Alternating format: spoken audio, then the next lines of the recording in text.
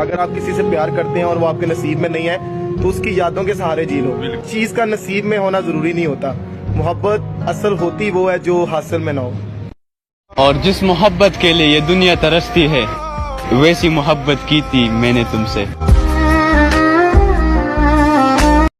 حاصل تم مجھے پہلے بھی نہیں تھے، کھویا میں نے تمہیں آج بھی نہیں.